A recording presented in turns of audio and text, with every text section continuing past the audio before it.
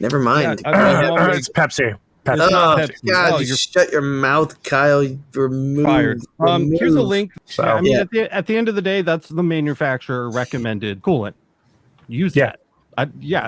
If you are having an issue with, and you guys can check it out, it's on the buying guide, lasereverything.net/buying guide. Yeah, I was literally to say, do you have the link to the Mandalorian knife? I don't have a link to it, but I'm sure. Not the Mandalorian, the Space Traveler knife. Space Traveler.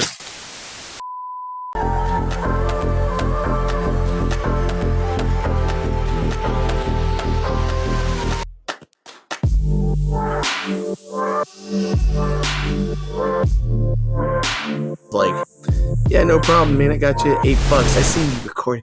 I see you recording. Never catch me, motherfucker. Hi, everybody. But yeah, so $8 for a wedding band. Welcome to Laser Source Podcast. There you go, boys.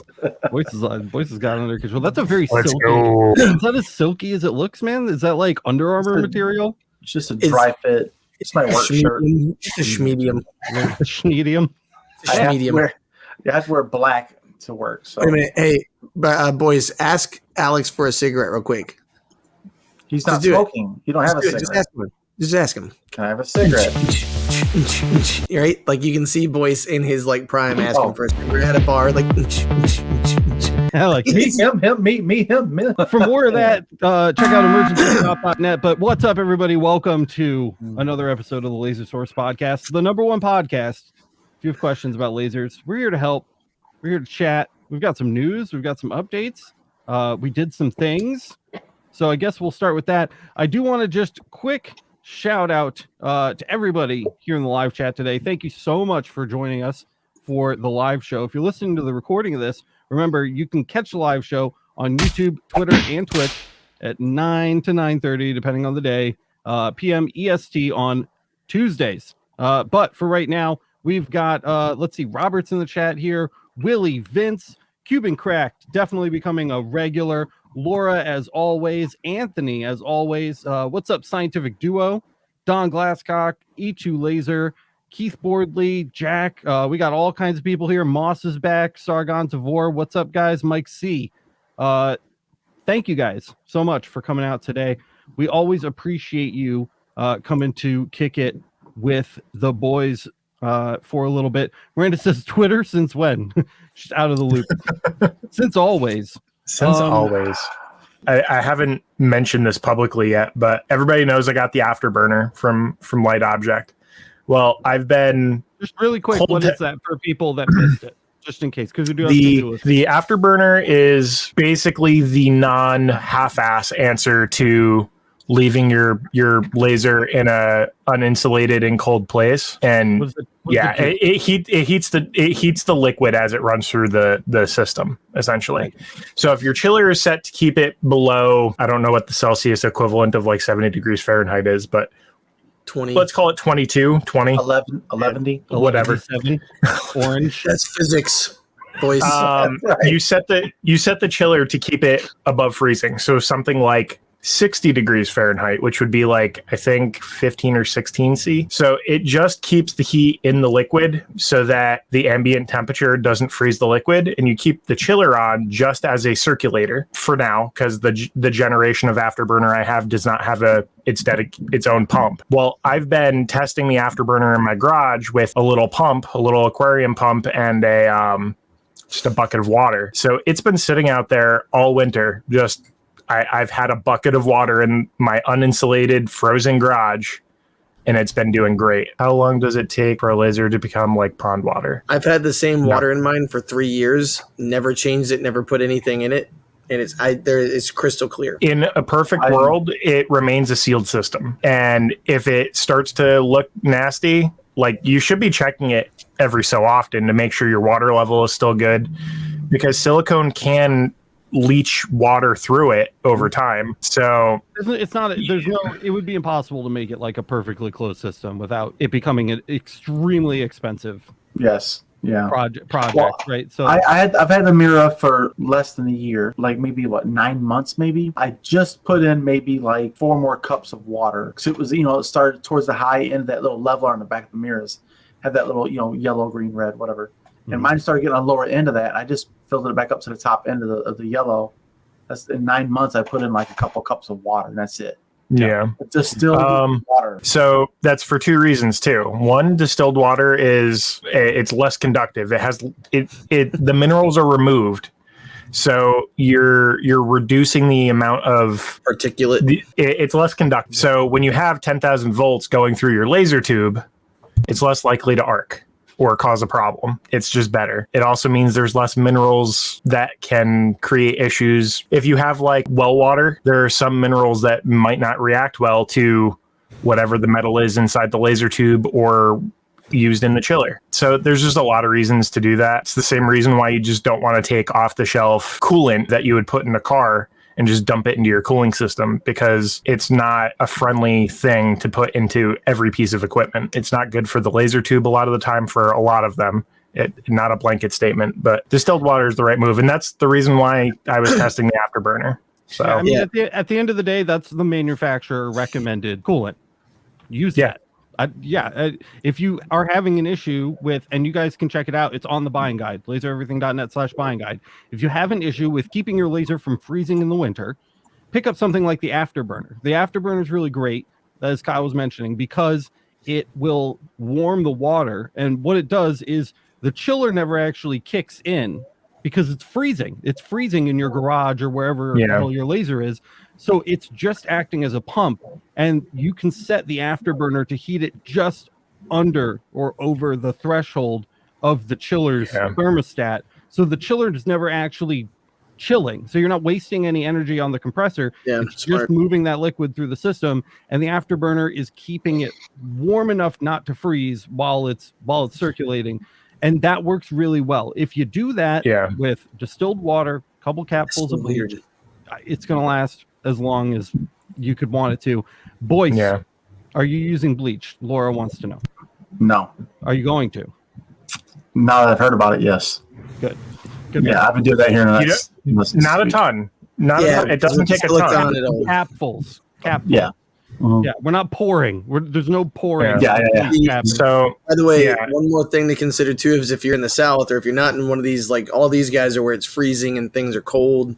But if you're in the South and you have your system out in the heat, like that was one of my biggest concerns is when I had no air conditioning in the garage yet, the heat with the liquid.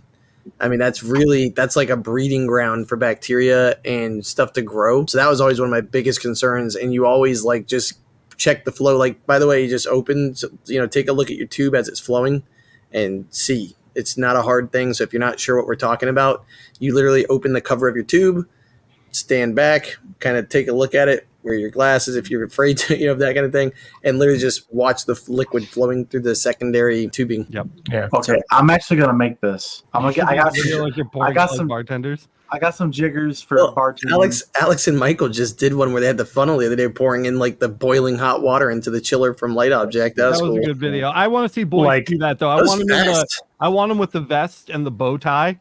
Like doing flips and shit. I don't have a bow tie or a vest. Not yet. Amazon, bro. Amazon. How do you not have either of those things? I don't go to whatever the requires that shit, I guess. I don't know. You literally look like a male stripper to me. Like,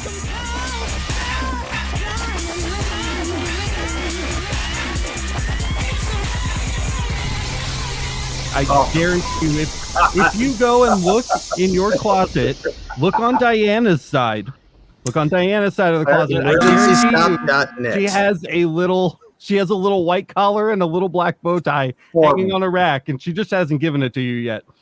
True, it's possible. It's definitely possible. Laser questions. God. We have them. Oh, do we?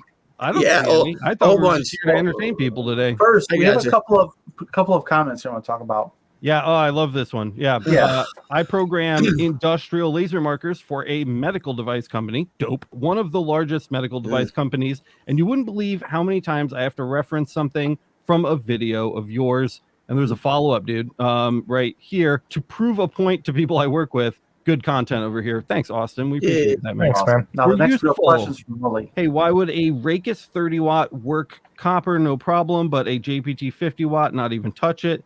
Same laser system, just a new laser source works great with everything else. What lens size are you using? Did you change the lens size? Yeah, did you change? That's a great question. Frequency, maybe? Oh, he says, yes, same lens size, everything, just a new laser source. I know. The frequency could be different. Yeah. The Rakuses also have a different pulse duration, Right. and it's fixed on both. So neither are a true MOPA, and you can't change it. But the JPTs sit around 200 nanoseconds on their pulse duration.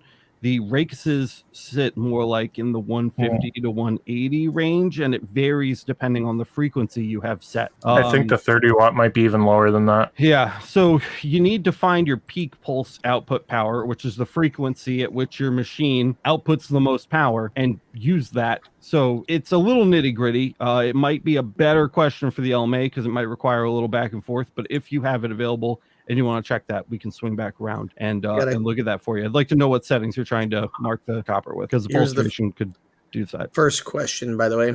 Okay, cool. So Resin Dragon Studio says, hate to be the first person to ask the first question, but can someone explain how or why the laser pecker can say it's a fiber laser when really it's an IR laser? Or am I misunderstanding something? So I think that, okay, it's not, I don't think, I haven't opened one. Okay, this is speculation on my part as an outside observer. Let me just say that. I don't know any of this for fact. I'm speculating.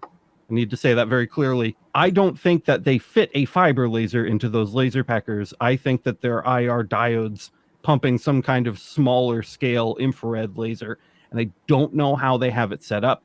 I doubt it's a fiber laser, and I think what this really comes down to is marketing. I think it's you know what a fiber laser is, and it's harder to market an IR laser that's not a fiber laser, and everybody knows that fiber lasers mark metal, so they're just... If you say galvanometer, if you say a Galvo laser, people are going to be confused, but fiber they might know. And the other thing is there a fiber optic cable? Is the question, because I think that's pretty much what makes it, right? The other piece of that too is fiber is inherently in the infrared wavelength band. So 1064 is infrared, which is also partially why marking red things is a pain in the tush. Right. But when you're looking at something that emits that same wavelength, whether it completely fits the normal description of what we would call a fiber laser kind of falls into potentially marketing terminology for them. So that's exactly it. We don't know. I don't. Maybe there is. Maybe in somewhere inside that tiny little box,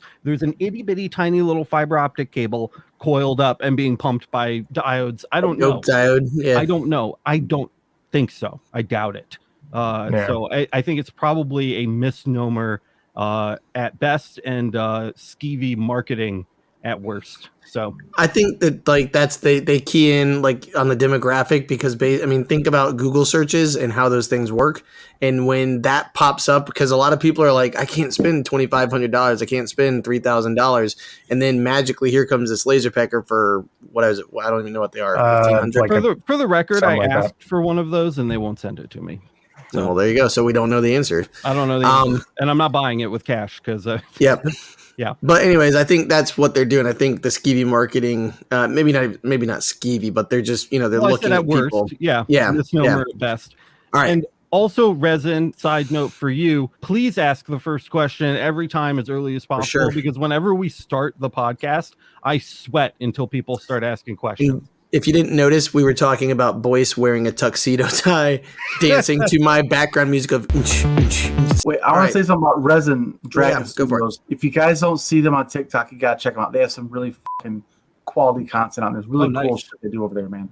Okay. Ooh, nice. Really, really cool stuff. All right, so this one is from Colton. I'm new to fiber lasers. I haven't even received the one that I bought yet, but my question is, how do you make sure your design is to the scale you need it before framing? So I think they're talking about if you were making a knife, like an outline. I'm going to let Kyle answer probably the better part of this question, but before any of that, I'm going to just say, when you first get your fiber laser, make sure that you follow one of the crash courses, whether you're using EasyCAD or LightBurn for Galvo. Make sure you do one of them, because during that process, you're going to go through lens correction adjustments and timing adjustments that are going to make sure that things like your red light laser and your scale of your workspace and the distance that the laser is traveling all kind of equal out and are accurate and true to real world size. And if you don't do any of those things first, nothing Kyle is about to talk about will matter. Please do that, and that will kind of dial you in physically to the real world.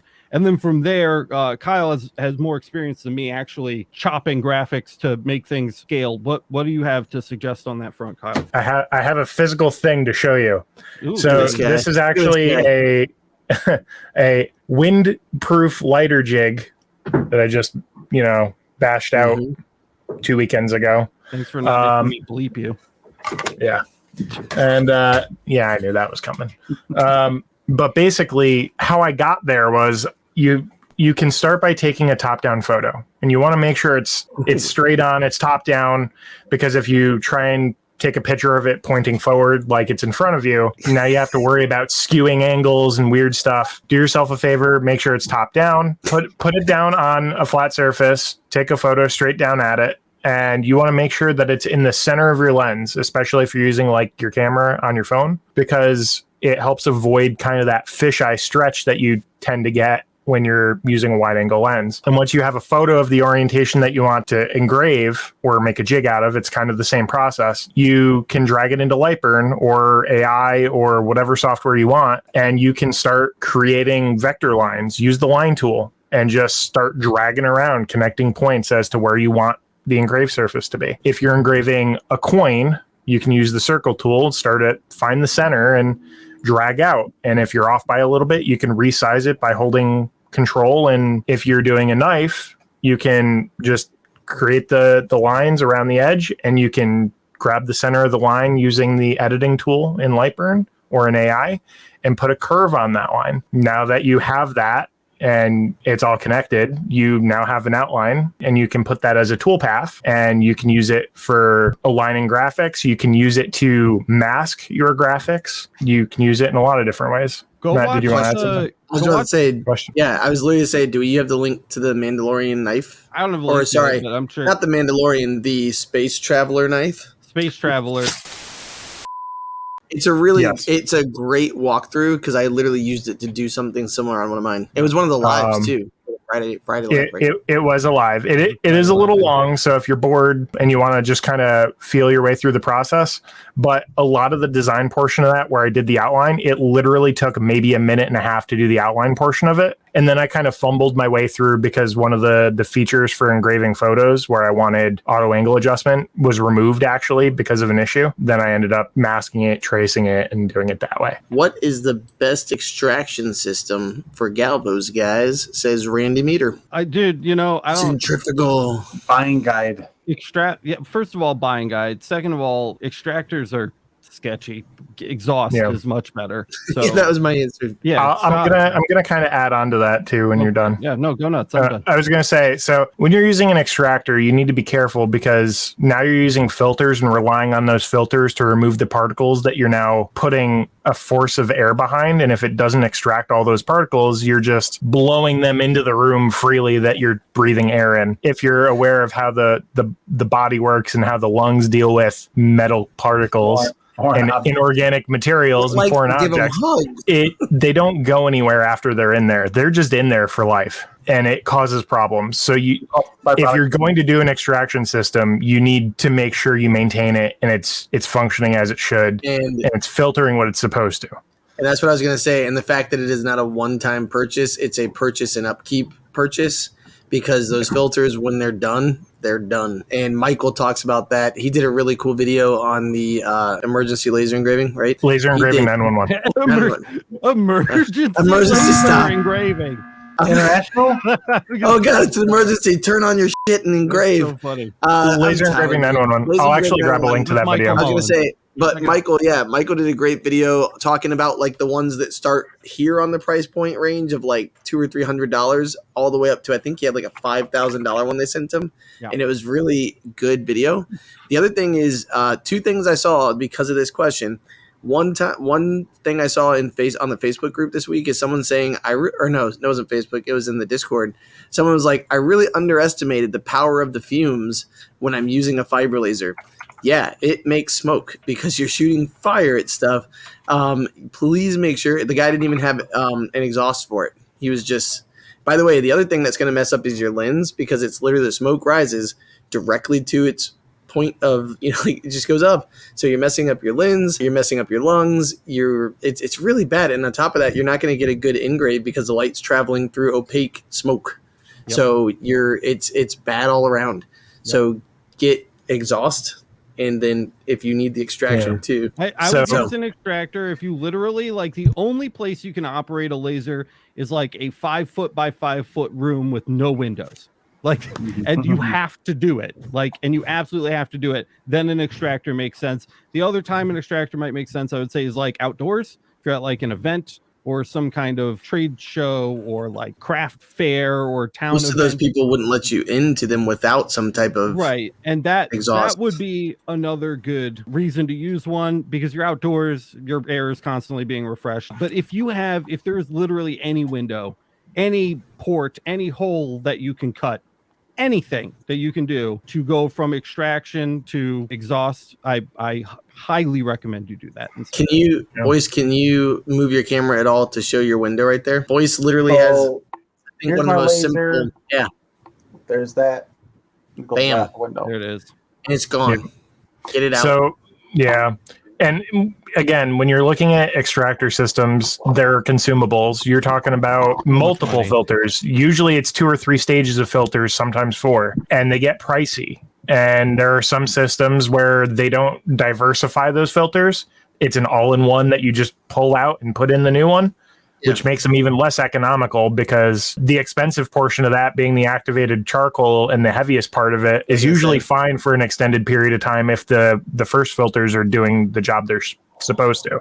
Yep. So, and that's where they get you is they make, it's just like anything else. They make the hardware the cheapest they can to be, oh wow, that's only $700. I can do that.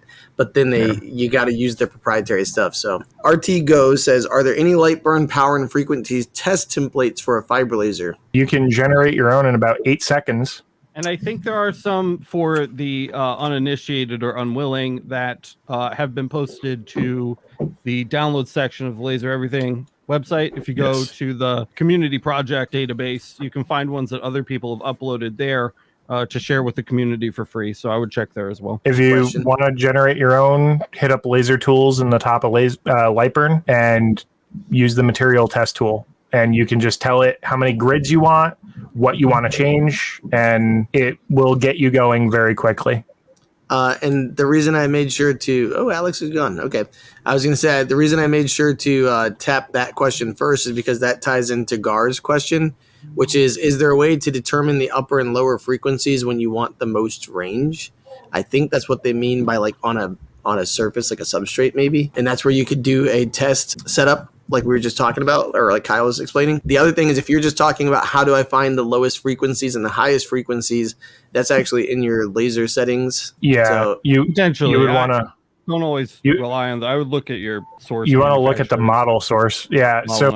I would literally pull the side panel off of your laser and look at the actual laser source. There's like a genuine JPT or genuine Rakis or genuine Max or GZ Tech or whatever brand you have for the source itself inside the machine, and look up the model number. It'll tell you what the frequency curve is. I can't tell you how many Rakis sources that come with like 50 to 100 or 200 kilohertz frequency in the settings, but it only works 30 to 60. Another resource for that too, once you have the model number, you can go back to the downloads page on the Laser Everything website in the download section, and we have the spec sheets available for download for most modern laser sources from the big 3 companies, so you can take advantage of that as well.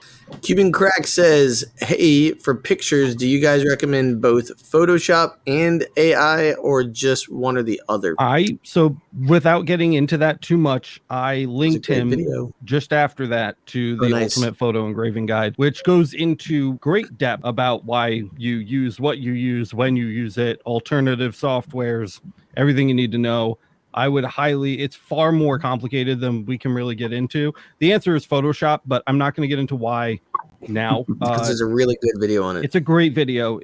I think I spent longer on that video. It's a long format video. I I've was ever about to done on the say channel. I had to piecemeal that one because like I couldn't sit that long and do so. Like Yeah. just be prepared either to sit and really watch it and take note. But really, the nice thing is you get to rewatch it. Like I Yep. kind of just flagged certain parts and wrote down like okay, Yeah. 30 minutes to 35 minutes. Go Mhm. back. Yeah, So so give that one a watch. so Frank said, would you recommend the autofocus 80 watt 20 by 28 or the manual focus 100 watt 20 by 28 from Omtech? I can fit them if I remove the base and put them on their side. So I guess they're saying, what do you think's a better machine? Wait, what? You put the laser on his side? Yeah, they say to get it through the door. Yeah, Oh. I have the same problem. Yeah, me too. The fuck? I would say it depends on how strong or weak you are. If you don't want to sit there and twist the dial all day, raising and lowering the Z-axis, and you can only afford one of those options, grab the autofocus. They work fine. And you can always adjust the autofocus precision from within LightBurn, so it's editable. You're not stuck with how they ship it from the factory. If you don't care about that and you're fine turning the stupid little knob to raise and lower your Z-axis, then the more power the better, bro. I mean, you know, until you get into the multiple hundreds of watts, you know, you're going to appreciate that extra power, especially if you want to start getting into like 1/4 inch cutting. If you have any plans on doing 1/4 inch cutting, that extra 20 watts on the high end is going to make a really big difference for you. So that's like, my input.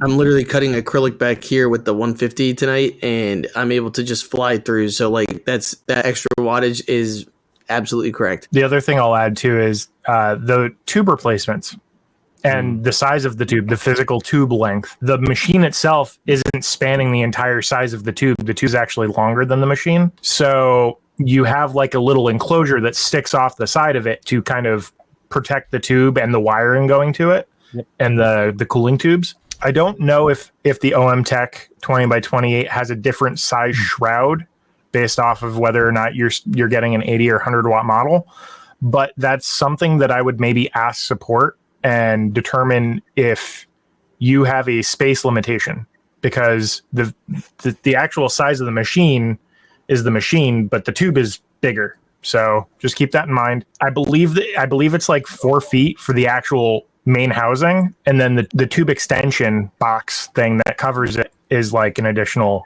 amount of space. Yeah, the dimensions should be on the website. I think they do account for that. So if you check out the dimension, the shipping dimensions, it will give you a pretty good idea what you need to make space for. Yeah, and the actual replacement cost of the tube. So if you're only doing light engraving, you're not doing a ton of cutting, and you really don't see yourself needing that extra power, but maybe nice to have, weigh your options there and see what the replacement cost is for you, because the tubes don't last forever when you're using them. So Mike C says, can you guys compare and contrast a Haoshin JPT UV with the Macron Ingu? Me and Alex have been slowly working on it. The Haoshin and the Macron are different machines, and the JPT and the Ingu are very different sources, to the point where it's almost apples and oranges. I mean, the only thing they have in common is their wavelength. Everything from the way the beam is generated and moved through the source, and pulse durations available to you, and the current that it's pulled, like everything is different. Everything that could possibly be different about these two sources is different. And that's made it very challenging for us to be like, oh, this one's better than this one, or this one does something. Like, we can't even compare things because it just turns into like random chaos every time we try to match each other's pace on something. And we both have a great list of settings, and stuff is effective, but we can't tell you why. It's not one is different than the other. Yeah, it's like if I give you a temperature in Celsius, you can convert that and tell me what it is in Fahrenheit. But with this machine, I can't give Kyle a setting and he can't like do some math and then like spit something out that works on the JPT. There's not a bridge there. At least Kyle and I were literally sitting here. This is what is this, Delwyn or something? I don't remember what I called it. There you go. Like, and I was sitting here and I have a customer who wants 150 of these engraved and he wants white. And so I don't know if you can make me big or see, but basically Kyle was like, yeah, actually I do have an experimental setting for that. Here you go. And so you can see the one he gave me that was supposed to be white came out like a gray gold almost. And then Then Kyle's like, well, actually, if you change the speed on that, that should give you the color you want. And it actually gave me like more of a gold versus gray. So the first one was this guy. I changed what Kyle thought would work. And then I was like, well, let me just try to mess with the power. And so Kyle's like, I don't think that'll do it, because on his it wouldn't, but on mine it did. And that's what that's what the guy approved. So if that helps you understand. That's between two JPTs. Yeah. That's two similar sources. Yeah. 5 watt air cooled JPT. Same model number. Granted, by the way, that same could manufacturer. That could be the material, could be like the surface because it does have a texture on the surface. So there's lots of little things like that. But still, that when make it tough to comparing it judge. to the Ingu source, it's like Japanese to English. I mean, it's like they're not even remotely close. The comparison I would give it to is it's nothing like going from a Rakis to a JPT or a Max. No, because those we can kind of math and adjust, and we can assess like, oh, well, this has a lower pulse width passively to this, so we can adjust the power a little bit to get the same effect. Yeah, it doesn't work the same way, unfortunately. And we still don't know why. Yeah. So we're trying to figure that out. We spend a good amount of time on that, and of course we have other things going on too, and videos to produce. So we don't always have time to work on it, but we are working on that. So when we learn why, I think we'll be a little more vocal about UV in general. But there's still definitely some shadows masking some answers. Yeah. For us right now on that. So we're working on it. Okay, so this is from Jobs Account. Seems very legit. How do you guys find customers for your work? Do you make things for Etsy? How do you know what to make? And it ties into their second question too. So I'll just kind of tie these together. Also, do any of you do laser stuff as a full-time job? How much of that is custom work versus mass production / Etsy? Looking to start a laser biz myself. I'm going to go ahead and take a nap. This is all you guys checking out. Yes, is kind of. We actually just talked about this, I guess, 2 weeks ago because I wasn't here last week. Oh, the business one that we did. Yeah. And so literally, like, we basically talked about it. It really, go back, I guess, 2 episodes now. And really, it's going to be your own business model. So the first step before you do anything and buy anything is, do you have a business plan, right? So because that's going to dictate what machine you buy. It's going to dictate what materials you purchase. It's going to be cost analysis. And I'm not trying to overwhelm you, but long story short, if my suggestion is always, okay, what 3 products am I going to make with this laser that's going to make me money that people don't already make, that I don't have to race to the bottom for? If you don't have an answer, you might just be buying a hobby machine and then trying to throw some stuff in there to work on it. And that's fine too. Like, if you're really going to start a laser business to take the place of your current major income source, you have to develop a business plan. I'm going to throw a shout out to the Laser Lounge. Alicia Pate just did a great Monday. Like, if you don't know the Laser Lounge, I'm one of the admins over there.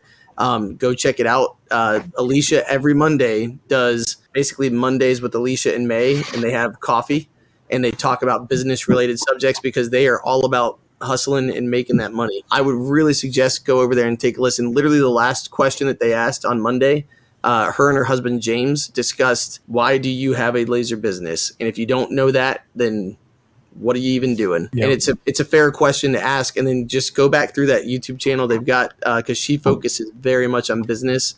And I would say 2 episodes ago from us, we had a great discussion. Take a look at the podcast would be my short answer to keep this under wraps. But yeah, so step 1, figure out what 3 products you're going to make, because that's going to dictate all the rest of your choices. So, and then when you kind of figure that out, and be prepared to make more, because at the end of the day, maybe those 3 products don't gain traction for the first 6 months. Yeah, shout out to keep making products, keep doing development.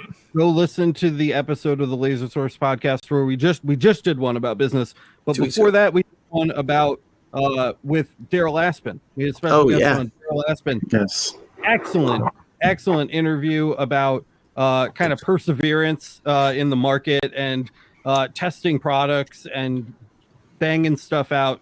That's a really good episode to listen to. There's a lot of good juice in there to be juiced. So those are definitely some good places. And of course, we love Alicia. Go, if you're not a member of the Laser Lounge, of course, go get down on that too.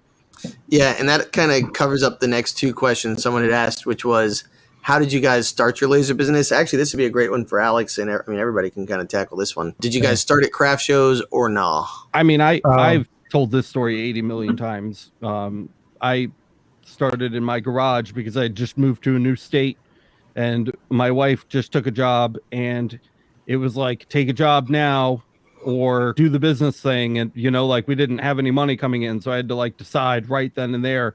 So we went for it, and it grew. Again, listen to the podcast. I've told this story 8 billion times in a million different frames of reference and context. So, you know, Grabs the camera. What about you, dude? For me, I 100% focus on local market first. So I did craft shows for Christmas season came around at the right time for me.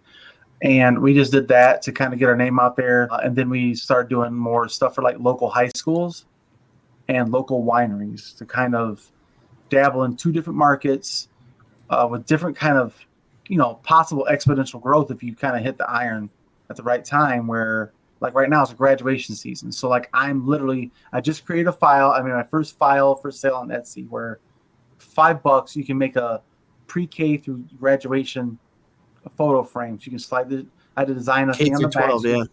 Yeah, so you can slide the photos in there nice and smooth. You don't have to glue nothing down on it.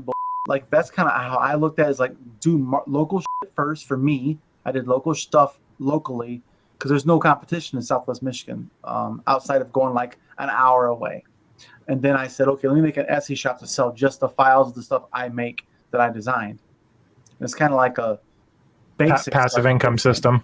Yeah, just a simple way of doing it, and just help everybody else out. Yeah, like I legit had a coworker say, "Hey, man, I'm a pole vaulter coach for the local high school. Can you make me a pole vault thing that makes a spike that goes into the ground so they can mark off where they start their pole vault at?" I said, "You got any ideas?" Yeah. He showed me a picture. I was like, "Yeah, sure, I got that." I literally had a patient cancel on me before lunch, so I took my lunch and that time. I went home, made the file, burnt the prototype, and came back to work within an hour and a half. And it was sitting there, and he ordered 20 of them. You know, like it's little hustles you got to do to kind of let people know you exist. That's the hard part.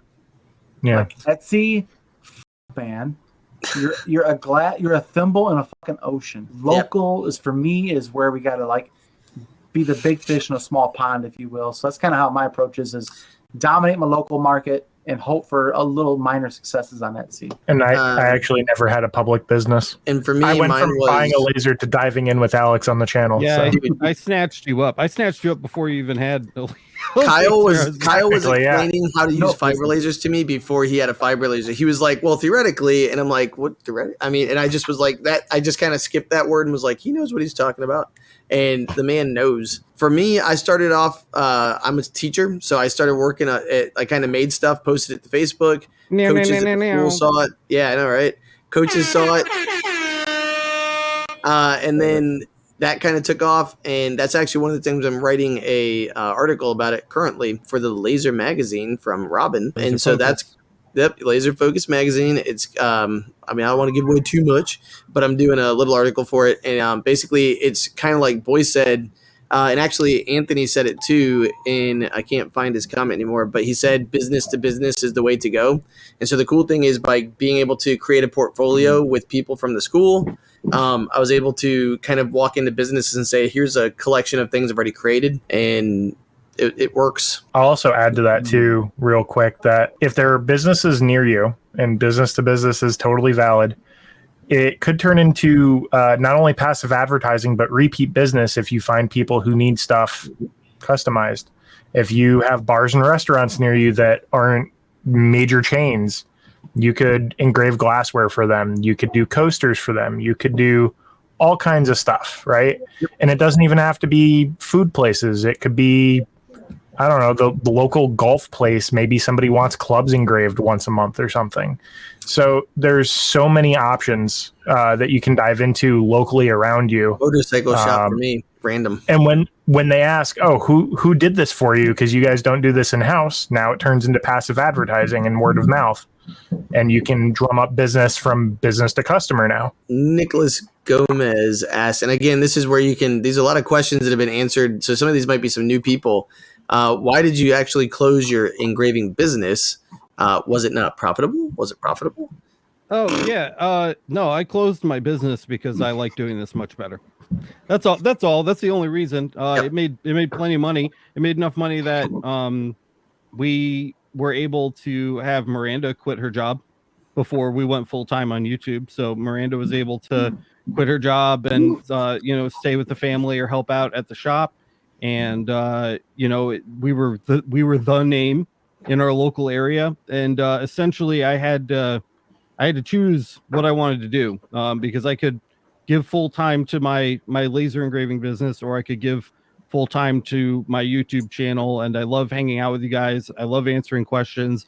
I love getting to experiment and do like science projects. And that's all we do here, man, is just have fun and learn. And I would much rather be doing that.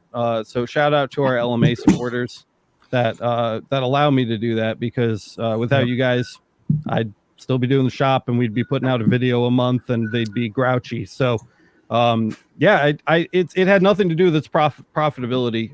And I hear that misconception a lot. It's perfectly profitable, just not as fun. This is way more fun, and I prefer doing this. And I get to, again, thanks to our supporters. And that actually ties in. You were just about to say thanks to our supporters, because that's literally the next question that was in the list was from Harlan. Oh, yeah. I need a good source for setting power, frequency, speed, different materials. Any ideas? Laser Master Academy. It's the #1 place to support the channel. You get a bunch of bonus goodies for signing up, like access to our LMA parameter libraries, which include parameters for CO2 and fiber laser. I saw a question about UV. We don't have it yet for the reasons Kyle and I mentioned 20 minutes ago or so. Yeah, it's a whip. We're working on it. It's going to be different for everybody, and we're trying to figure out how to solve that problem. So but the fiber parameter library, we used to add a setting a week. And it's fairly complete now. So we don't change it very often. It's just kind of there as a perk. I wouldn't say it's the main reason to sign up. I'd say sign up if you want to support the channel. All of the settings that you can find on that parameter library are available on the channel for free already. And there's a parameter converter by David Christensen, which you can find on the channel. That is free, that you can use to convert the parameters for your laser system. So you could put the legwork in and do it yourself. But if you want them all like in a nice, neat packaged little file that you can kind of drag and drop, it's a nice bonus for signing up to support the channel. So you can check that out too. Mas says best black spray paint for white canvas, MOPA fiber. Literally just came into that. So this, before Jimmy passed, this was the stuff that he used. Oh yeah, Rust-Oleum 2X Ultra Cover gloss. Yeah, and yes, Jimmy has a video on that, right? He does on the channel. Yeah, I legit just watched that this past weekend while I was burning some other shit for work down here. Yep. And I actually went and bought canvases and the paint and the sealant. Just I want to do what Jimmy did, just to do it once. You know what I mean? Mm-hmm. Just to make a cool photo, just for shits and giggles, just to say, hey, what up, man? Yep. Not to go too far into it, but me and Jimmy were talking about an idea with multicolor on that. Yeah, I remember that. Future video, maybe. Yeah. Work in progress. Spiritual follow-up. Yes. Nice. So Laura had asked, boys, what is the name of your Etsy shop? Because she liked the idea of that file that you came up with. Plug yourself here. I went ahead and commented in there for her. Oh, okay.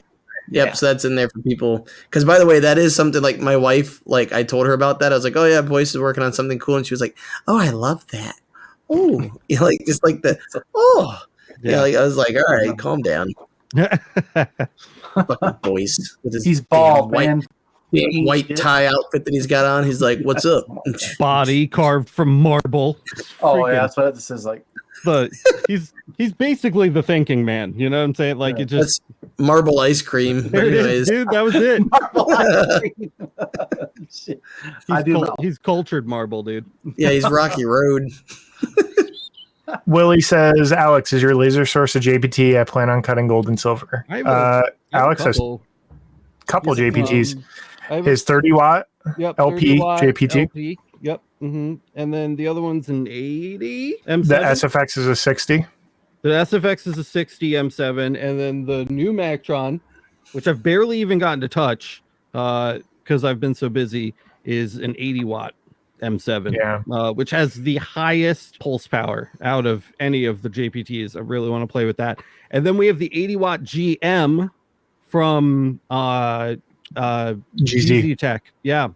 And I'm super stoked to play with that. We're still going to do the fiber laser build project. It's taking me longer to get all of the components together than I wanted, because I'm being too picky, not because they're not available. I want really specific stuff.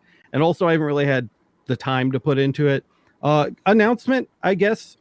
We are hiring a video editor at some point. We're not entirely sure who it's going to be yet. We're doing interviews. The long and short of it is I'm going to have a lot more time, and videos are going to start coming out way more frequently, because we have like 30 episodes backlogged that have been shot and just not edited. Pretty much. It's ridiculous, and I just don't have time, because we're doing the LMA, we're Facebook, Discord, we've got the marketplace. I'm just stretched too thin. You're a little selfish, in my opinion, because you're like, oh, my children need a father, and my wife who's pregnant needs a husband. Not even counting that. Kind we're moving in like a month and a half, and we've got a baby coming in like a month and a half. On top of all of that work stuff that I just listed, and more work stuff that we haven't even talked about. I mean, like, what happened to LETV? Somebody asked that last week. I'm like, I don't know, dude. You know what I mean? Like, I want to work on that kind of stuff, and I can't even like edit the videos that we have to edit now. So I don't remember why we started. Oh, because we're talking about like announcement. Yeah. So we're going to be getting to that stuff that we talked about earlier in the year when we did like the roadmap. We had this big 2023 roadmap with all these plans and stuff. It's coming, but I think I did not want to relinquish control over the editing. And I really didn't. And I think the team as a whole kind of finally convinced me to just let it go. So we're gonna find the right person for this, and the quality content will not change over my dead body. I will just go back to editing again if I have to, but that'll let me spend more time on cool stuff like the fiber laser build project, actually launching the marketplace. We still have stuff to do for that, and all of these other projects and ideas and fun things that we always say we're going to do and we haven't quite gotten to yet. Alex is about to have a lot more time. So for real, the video editor is going to significantly open up your life. The bottleneck is the video editing. Yeah, always. Yeah, literally, it'll be 2 a.m. I wake up to give my sick child medicine. I look on online, and Alex is there, and it's like, "You awake?" Working. Always. Yeah. You up, bro?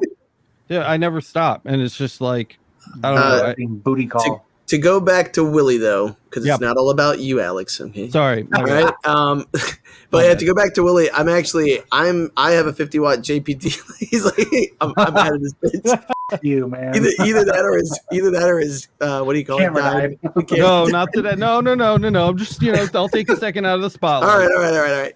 So JPT 50 watt is what I've got, Willie, and I actually just was telling the guys before. That's why the show started off with me talking about this ring. Is I went to the local jeweler and I actually was talking to him about working with them and doing some work for him. And I got this ring that I'm going to engrave because my wedding ring doesn't fit because I got fat. What am I going to say? And then the other thing is I plan on cutting some gold and silver too in the near future. So I'm pretty excited about that. You switched from a Rakis to a JPT, right? And you were having trouble cutting silver, I think? Yes. Make sure your source type is the same. Or copper, sorry. Make sure your source serial is set properly in LightBurn. Go to device settings and make sure your source serial type is set properly. It should be. You literally just have to click it. That's a huge one. Alex, turn your camera on. He probably was just digging his butt. I changed it. It should be set to IPG YLP or YLPM probably. Angry Garage says, any more light source videos from your trip? Yeah, I just saw that one. So there's about a dozen full feature-length episodes, and that kind of swings back around to the editing. That first episode with the chillers was a 3-day edit, about 12 hours a day. So yeah, maybe I suck at editing. I don't know, but not efficient. I think I demand too much perfection out of the edits, so they take me a really, really long time. I end up watching the episode like 10 to 12 times maybe through slowly as I'm chopping and moving things and changing graphics. So the editor will help with that. But yeah, there's plenty more. The first episode did not do as well as I thought it would, but the content will be a little bit different for the remaining episodes. We've got some we've got some thanks, honey. We have some honey bunny. laser kind of, I don't want to say reviews, they're not really reviews. We have some kind of laser overviews episodes that we're going to be doing. We're comparing a tube with a built-in beam combiner against one that doesn't, with laser power meters to see how the power is affected by beam combiners. That's really cool. Of course, we have the tube smashing video where we smash the tube. That's excellent. That'll be a lot of fun. And a couple other like fun skits and sketches and odds and ends things in there as well. So there's lots of stuff. It's just not cut. So when that gets cut, it will definitely be going up. And there's certainly a lot more to come from that. All right. I think this might be one of the last questions I've seen here because I've been scrolling. But Moss had a good question. Dust from slate engraving in my enclosure, is it able to actually seep into the Galvo head? If everything is tight, it shouldn't, but it's not like our Galvo heads are rated with like an IP rating, there aren't right? any So gaskets on it that I am yeah. Galvo heads don't have fans. They're not like vented. They use heat sinks to sweat their heat. So there shouldn't be any openings in it unless you have the lens off. That would be the big thing. That's a no-no anyway. Don't do that. And also exhaust. Yeah. Exhaust. And big I was going to worry about anything. Stuff. Worry about your case with your source in it. Make sure, open it up. If you haven't opened your fiber laser case yet, open it. I'm talking to all of you. Open it up. I think he has that separate. He has a split system with a separate enclosure around just the. Still, yeah. Dust bunnies, anything like get the again buying guide. Pick up the data vac. Stop buying compressed air. Pick up like a little data vac. Blow the thing out. Check the screens in front of the vents. You know, all that stuff. And get all of that buildup out of there. That's what I would be concerned with, not the Galvo head. Stephanie said, first time seeing the channel and you guys are live. Win. Welcome, Stephanie. No. What's up? Welcome. Welcome. He's like, oh, my hands were up. It was at this time he knew he f***ed up. I also it was at this moment that he. That was on that shit. I had something else. It was really good too. I wanted to talk about really quick. I wanted to talk about the LightObject sponsorship. For the first time ever, you're going to see the little video includes sponsored content tag on the channel. LightObject did not sponsor this trip.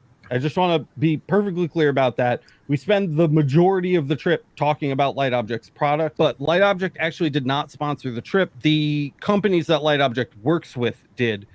Which are SPT laser technology. They make glass tubes. ECO2, also known as JK Laser, who makes glass CO2 laser tubes. And Trosin, the second biggest laser controller manufacturer in China. Those three companies sponsored the trip. And I just want to be really clear about that. I don't want people to watch the LightObject show and think LightObject paid me to go make it. Those three companies are the money behind it. And they had to pay for it in order for us to get out there and do our thing. We had 2 people, 2 nights at a hotel, 2 round trip plane tickets, all the food that we ate while we were there. Like, I mean, that stuff adds up. So it was nice to have those expenses covered so that I didn't have to pay for that. I just wanted to mention that. I know that not everybody's going to hear or see that, but I didn't want there to be a mystery about like who sponsored it. I put it in text in the intro on purpose about the sponsors. So that because that is like the first time ever. Important. Yeah. Miranda says YouTube just tags anything that was sent for free, provided for review, etc., as sponsored content, and that's important too. While we're on the subject, I'm not going to get too ranty here, but you know, if you have a TikTok channel and you are reviewing, you know, $10 bars of soap, and you don't buy them and you get them all for free. Like that's one thing where it's like, okay, I get like you're like an affiliate or whatever. In this industry, I think it's unreasonable to expect us to buy every laser we review. Hundreds and hundreds of thousands of dollars worth of equipment. You know, Matt, I myself. That's what I do. Yeah, you know, so Toe picks, man. As always, guys, all of the got those thoughts Frodo and feet. opinions in our video are completely and solely our own. We will not take money for reviews, positive or otherwise, and we have a huge list of terms that companies need to accept before we take items for reviews. If you want to review those, I'll actually drop the link. I just want to get this. Alex all does out in the have one sponsor that shows up in every video. Do you have one with you right now? No, dude, I haven't had one in a long time. What? Never mind. Yeah, It's Pepsi. It's Oh, not Pepsi. God, You're shut your mouth, Kyle. Remove. fired. Here's a remove. link though to here's a link to our partner review agreement that talks about just kind of the ethics of how we review things, what we accept, what we don't accept, et cetera, et cetera. So if you're interested in that, you can go check that out at the link that I dropped down there. But that's it. Okay, rant over. Sorry about that. There was two more questions that popped up that are good. One was from that is one ET Laserworks. Kyle, was the rotary table you made live on live stream, was that your own cutout or did you download it from another source? We made that live during the live stream. I did mix it up in the process. I skipped one of my own steps because I'm a doofus. So I am remaking that video as a video. And also that will include instructions for both use on EasyCAD and eventually LightBurn, assuming that the process doesn't change too much on LightBurn. It is still in beta. We made that. And actually, after I fixed the file, I uploaded it to the community projects page on our website. So if you want to check it out, if you want to make your own, cut it out of whatever material you want, the file is there. It's open to everybody. I'm happy to share. This is from Bullish Bowser. Replaced EasyCAD with LightBurn. So far, it's great. Text on screen is flip-flopped on the material, though. What am I screwing up? Thanks. Love the channel. You said Bullish Bowser, and I was like, Jack Black's here. Dude, right? I'm so excited for that movie. Me too. I'm going to take Felix to the drive-in to see it. Sorry. Nice. Anyway. Focus. Inefficient. Text is flip-flopped on the material. What am I screwing up? Check your axis. Your X and Y axis are each assigned to a Galvo, and you probably just have it assigned to the wrong one on the X. So depending on the orientation of your laser. So a little flipsy-doo-dah there, and you're good to go. I would recommend running the, of course, the lens correction wizard core file on EasyCAD, and then importing that into LightBurn, and then you won't have to mess with that. It'll sort all of that out for you automatically. But the quick fix is just to do a little flippity flop on the x-axis in your Galvo there. And that very specifically, it'll fix the orientation and skew problems, but specifically the orientation problems if you align the picture properly. Yeah. So make sure you rotate the picture so that it matches your actual output. Dave got his Wisely 60 watt. Word. Nice. Hey, we love that. Up and running. we're twinsies. There you go. Good. We like it. So we're at an hour man. and 9 minutes, by the I way. was supposed to Also, Jim's here. Jim is going to be joining us soon. Jim. Sorry, boys. I've talked to Nice. Jim many times about bringing him on the podcast. I've been on Jim's podcast. I went on Jim's podcast a very long time ago. Is he on the edge of it?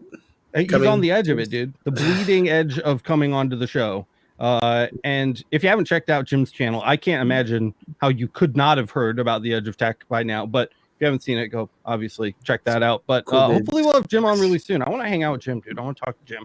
Yeah, Jim is awesome. Yep. Can't wait to hang out more. All right. Last question for the night. Because it's an hour It's and like 10 for the minutes. fifth time. Yeah, well, but I said these are the last two, and then people ask good questions, but this one was fair. So I'm starting a disc golf business, making custom metal tags as well as wooden mini disc, which is cool. So what laser would you recommend? Gantry CO2, Galvo CO2, or a MOPA fiber? That's a rough one because you're talking about metal and wood. UV. Well, if it's powder coated metal, you could go to the CO2 on both of them. Yeah, right? so you can get away with the CO2. I would not start with a Galvo CO2. I wouldn't ever recommend anybody start with a Galvo CO2 for anything ever. So just scratch that off the list. If you don't already have a laser, don't buy that. So I think probably the gantry CO2. That way you can do either anodized and coated metals and organics.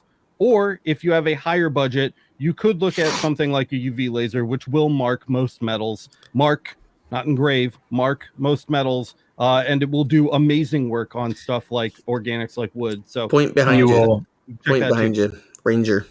Right? Yeah. Well, yeah, the Ranger right there. For those flat objects that he's talking about, and there is like the Ranger's. What's the Ranger's Z depth? 4 inches?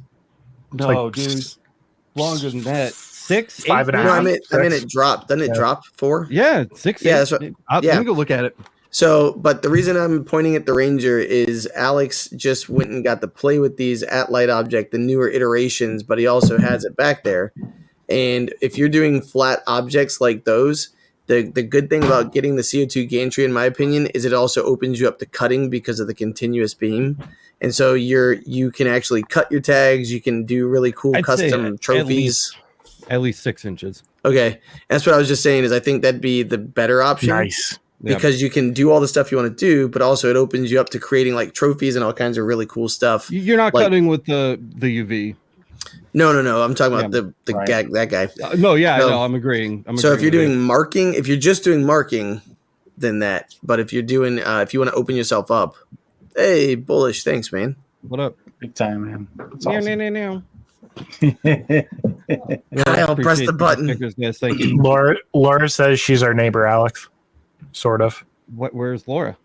I don't know. She didn't say. People keep bringing up. Let's do next good week check. if you want, Alex. I'm on the edge of my seat just thinking about it. Done next Hey, Tuesday. the edge Email of the us. seat. Next Tuesday, confirmed at 9:00 p.m. EST. Maybe Alex, you got maybe his- 9:30. I think a little later is a little easier for Jim. Yeah. 9 or 9:30 next week. Jim, We'll at figure it Ultratech, out. Coming on the Laser Source podcast. Hey, Alex, Get you got his for that. email? His email. Yeah. I got him. Okay. Just let me know and I'll send the. We're gonna send a carrier pigeon. Yeah. Ooh, We're The edge Facebook of buddies. tech, $18.99. I'm an owl. A howler. You guys suck. But he had a good question too. There's so many good questions. Shit. I know. I'm just gonna keep going. I All right. Yeah, that's fair. All right. I don't have a life. Resin is asking, is a mobile laser the only type that can mark or engrave PLA? I've not had No. great PLA success with fiber in general, MOPA or otherwise. What's UV. PLA stand for, first of all? Polylactic acid. It's common in 3D printing. UV is really the right answer for that, It's to this be shit. honest. Metal Pro tip: don't engrave ABS ever. Ooh, yeah. That's that. cyanide, right? Yeah, cyanide Yep. problems with that. Cyanide problems. And if you don't have a fume extractor, you're even bigger Well, trouble. The good news is you won't need just one don't do it. because you'll be dead. Yeah. Yeah, Just saying. Like if you're huffing cyanide for funsies. don't do that. Don't do that. All right. What's the next one? Oh, Edutech had a question. It's Jim had a Jim, yeah. question. I got one for you. How do I find what the peak power is on my 30-watt JPT MOPA? I hope I'm asking that right. Basically, when is it at the maximum power so I can use that for engraving? I'll look it up for Yes. you, but the spec sheet is on the Laser Everything website, The the LMA, download yeah. section, which we've shouted out a few times tonight. What? Yep, and usually the answer is either do every single frequency with the same power and see which one hits the hardest, or find out what the model number is for your laser source and then look it up, which is what I'm about to do for you right now. Look at So this. I will let 6 you know. Bamboo Lab printers. Let's see spec sheets. In fact, Jim. I'm going to actually Yeah. show this really quick, guys. I want to show people where you can Let get me this. have one, Jim. Get this information. I've actually here. been thinking about ordering one. I Okay. know. I need a 3D printer in Bamboo Okay. Labs. It's So like here eye we are, candy. guys. LaserEverything.net. You're just going to come up to the resources section right here. We're going to check out the downloads. And we've got all kinds of stuff in here, whether you're looking for copies of EasyCAD, manuals, spec sheets, reference material. And this is the community project database. So this actually has like all of people's projects that they've uploaded. Check this out or add to it if you're feeling, generous. But That's where the we're rotary looking- jig thing is. We're looking for a spec sheet. I believe Jim has the LPE 30-watt LP, so this should be his laser source right here. Unless it's the MOPA, I don't think it's the M7, so I'm pretty sure it's going to be this. And then we will take a look here, and we are looking at, it's got the maximum pulse energy, it's got the range, so this would be our range in 1 to 600 kilohertz, Pulse duration is locked at 200. but I don't actually see it on the spec sheet, which is kind of bumming me out. I think it's around 37 kilohertz. Oh yeah, Vince no says bucks for the 37 prize. So I don't know actually where you would get that if you didn't have it. Most lasers come with like a little graph, and it's like a bell curve, and you can see where it spikes over the different frequencies.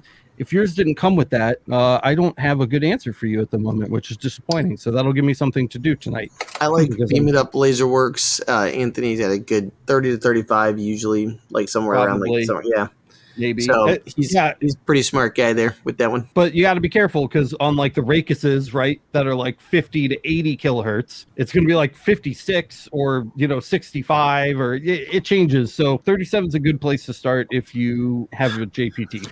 If you have a piece of paper that came with the laser, it's usually like a manufacturer test output page, and it'll say what the frequency was for the maximum rated pulse energy, and it's a kilohertz rating, and it's usually within a line or two of the rate range, which if you have an LP source is 1 to 600. If you have a M7 source, it's 1 to 4,000. By the way, real quick, some not drama, it's good drama going on in the comment section. If you guys aren't following along, I'm loving the community we have. Laser of Love Creations was just gifted a mini membership, like the YouTube membership, by Blonde Fox Creations. That was really cool. That's real cool. Yeah, Thank you. that was really sweet. We also got $19.99 from Bullish Bowser. Thank you so much, buddy. We already celebrated that, and you were so focused on your answering questions. What a jerk you are, Kyle. God. I'm so sorry. Being focused on helping people. Thank you again, and also thank you, Laura and Fox. Okay, check it out. So I refuse to give up. So I actually went from my quick copy spec sheets to the actual hardware manuals, of which we have far fewer, but I do have it for the LPE 30 watt LPS. And if we consult this chart here, we can see our full power frequency range starts at 37 kilohertz, and there's your answer right there. Boom. So that's it. Bingo. 37. Vince Snowbucks, you will be receiving a prize in the mail. Yeah.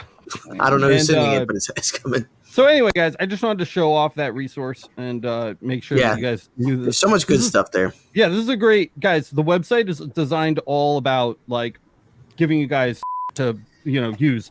We have this links page over here that has a bunch of links to different services that you can use to like get your business started. Very, very few of these are even affiliate links. It's just dope stuff. Yeah, we have Kyle and I are very slowly working on the wiki. We're going to have a lot more in this soon when we have an editor.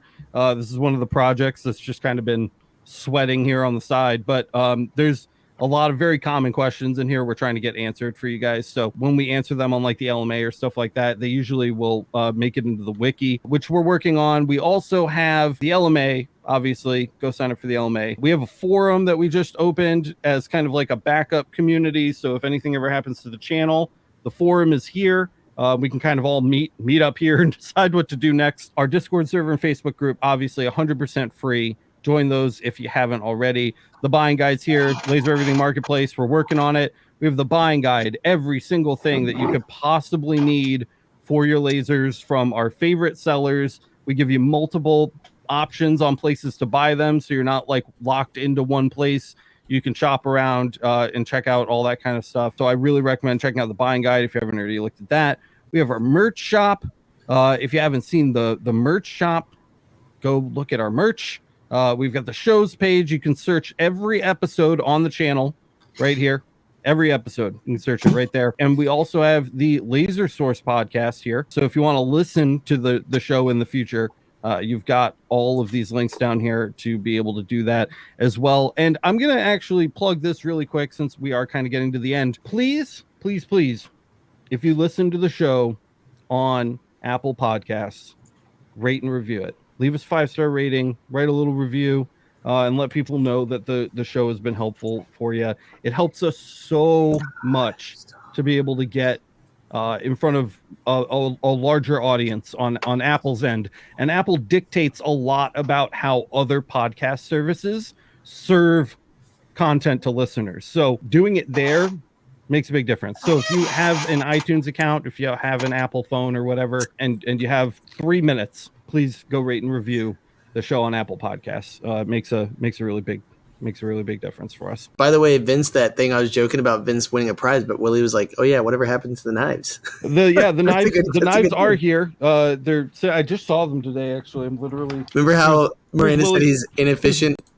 Yeah, here's Willie's note that he wrote me with the knives, and the knives are all here in the drawer, and we do have to give those away. We should probably just do it on a live stream, I guess, because Right? Vince we're- found that information and had it for you. I'm never gonna. Yeah, we're just not.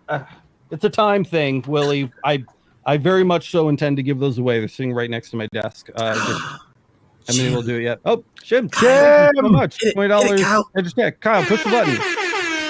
We gave you the soundboard for a reason. I was reaching. Oh my god. Thanks for finding that, guys. See you next week. Bro, never been more stoked. Jack, to have you on the show, man. On the Can't edge wait of our to hang out. seats. Can't wait to hang out. I just realized that your You're thing says, Alan. "What are you doing, Step Laser?" What the? I just saw that. Oh, Come on, Like man. the very end, I'm like, "Oh my god!" I'm like, I was Yeah. like, "A beard in progress." I feel clever tonight, and I got that shit below me. What do you? Oh, go listen to Emergency Stop, guys. If you haven't already listened to it, listen, guys. This show is doing well. It was a bit of an experiment at the beginning, but this is really turning into something special. Have a If hard you time respect making us friends. here, Yeah, don't go that's it. Not for when you have kids around. Don't Have go a there. hard time making friends, tormented or traumatized, lonely, weird, all of the above. That's Us us. too. Sometimes it's best to hit the emergency stop, take a beat, and have a laugh. We can't change our circumstances, but we get to control what we allow to affect us. Alex, Miranda, Kyle, Jimmy, Matt, and Boyce, I don't know why your name isn't on this, get together once a week to talk life, share stories, and relish in some dark humor. If you need a break from the real world, you're more than welcome to have a seat. It's all downhill from here. This is Emergency Stop, guys. It's our non-work related podcast that we try very hard to do weekly. It's very funny.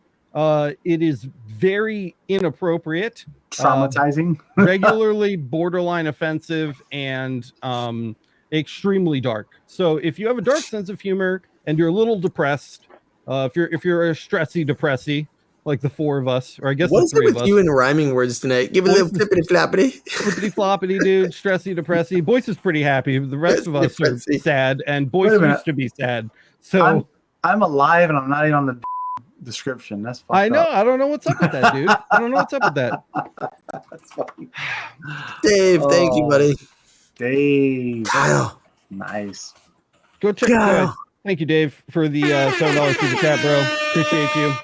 Go listen to Emergency Stop. I want you to turn this off, put your kids to bed, put the earmuffs on them, and then go listen to Emergency Stop. You can start on any episode. Just don't start on episode 6. Don't start on episode 6. That's exactly what I was gonna say. And I think that's all we've got for tonight, guys. Thank you so much for listening to another episode of the Laser Source Podcast. We love and appreciate every single one of you. I can't wait to see you next week for Jim, Edge of Tech. Super pumped. Boyce is going to go get his tie and his collar. Yeah. That's the after show. Members only. I'm Tickets, gonna- please.